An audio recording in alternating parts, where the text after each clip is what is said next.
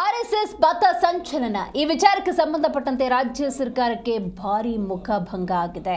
ಹೌದು, ಆರ್ಎಸ್ಎಸ್ ಪಥ ಸಂಚಲನ ನಿರ್ಬಂಧ ಆದೇಶಕ್ಕೆ ತಡೆ.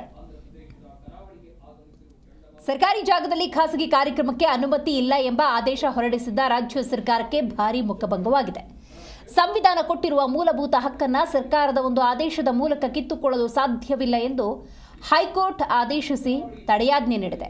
ಸಚಿವ ಪ್ರಿಯಾಂಕ್ ಖರ್ಗೆ ರಾಜ್ಯದಲ್ಲಿ ಆರ್ಎಸ್ಎಸ್ ಚಟುವಟಿಕೆಗಳಿಗೆ ನಿರ್ಬಂಧ ಹೇರುವಂತೆ ಮುಖ್ಯಮಂತ್ರಿ ಸಿದ್ದರಾಮಯ್ಯನವರಿಗೆ ಪತ್ರವನ್ನು ಬರೆದಿರುತ್ತಾರೆ. ಅದರಂತೆ ಸಿಎಂ ಸಿದ್ದರಾಮಯ್ಯ ನೇತೃತ್ವದಲ್ಲಿ ಸಚಿವ ಸಂಪುಟದಲ್ಲಿ ಆರ್ಎಸ್ಎಸ್ ಚಟುವಟಿಕೆಗಳಿಗೆ ಕಡಿವಾಣ ಹಾಕೋದಕ್ಕೆ ಒಂದು ಆದೇಶ ಕೂಡ ಹೊರಗೆ ಬರುತ್ತೆ. ಸರ್ಕಾರದ ಈ ಆದೇಶವನ್ನು ಪ್ರಶ್ನಿಸಿ ಹೈಕೋರ್ಟ್ಗೆ ಅರ್ಜಿಯನ್ನು ಕೂಡ ಸಲ್ಲಿಸಲಾಗಿರುತ್ತೆ. ಇದೀಗ ಈ ಅರ್ಜಿಯನ್ನು ವಿಚಾರಣೆ ನಡೆಸಿದಂತಹ ನ್ಯಾಯಮೂರ್ತಿ ಎಂ ನಾಗಪ್ರಸನ್ನ ಅವರಿದ್ದ ಪೀಠ ಸರ್ಕಾರದ ಈ ಆದೇಶಕ್ಕೆ ತಡೆಯಾಜ್ಞೆ ನೀಡಿದೆ. ಧಾರವಾಡ ಹೈಕೋರ್ಟ್ ಪೀಠದಲ್ಲಿ ಪುನಶ್ಚೇತನ ಸೇವಾ ಸಂಸ್ಥೆ ಸಲ್ಲಿಸಿದ್ದ ರಿಟ್ ಅರ್ಜಿಯಲ್ಲಿ ಸರ್ಕಾರ ಹೊರಡಿಸಿದ ಆದೇಶ ಕಾನೂನು ಬಾಹಿರ ಮತ್ತು ಸಂವಿಧಾನ ಬಾಹಿರ ಅಂತ ವಾದಿಸಲಾಗಿದೆ.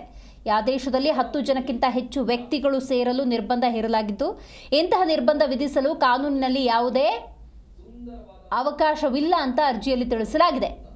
ಹಾಗಾಗಿ ಸಂವಿಧಾನದ ಕಲಂ 19(1)(a) ಇದರ ಪ್ರಕಾರ ನಾಗರಿಕರಿಗೆ ಸಭೆ ಸಮಾವೇಶಗಳಲ್ಲಿ ಭಾಗವಹಿಸುವ ಮೂಲಭೂತ ಹಕ್ಕಿದೆ. ಆದರೆ ಈ ಆದೇಶ ಈ ಹಕ್ಕನ್ನು ಉಲ್ಲಂಘಿಸುತ್ತೆ ಅಂತ ಅರ್ಜಿದಾರರು ಹೈಕೋರ್ಟ್ ಗಮನಕ್ಕೆ ತಂದಿದ್ದಾರೆ. ಎಷ್ಟರ ಮಟ್ಟಿಗೆ ಇದು ತಾರಕಕ್ಕೇರಿತ್ತು ಅಂತ ನಾವು ನೋಡ್ತಾ ಹೋಗೋದಾದರೆ, ಒಬ್ಬ ಸರ್ಕಾರಿ ನೌಕರರ ಅಂದಾಗ ಅವರು ತಮ್ಮ ಬಿಡುವಿನ ಸಮಯದಲ್ಲಿ ಆರ್ಎಸ್ಎಸ್ ಕಾರ್ಯಕ್ರಮಗಳಲ್ಲಿ ಭಾಗಿಯಾದರೆ ಅವರು ಸಸ್ಪೆಂಡ್ ಅನ್ನುವಂಥ ವಾತಾವರಣ ನಿರ್ಮಾಣವಾಗಿತ್ತು.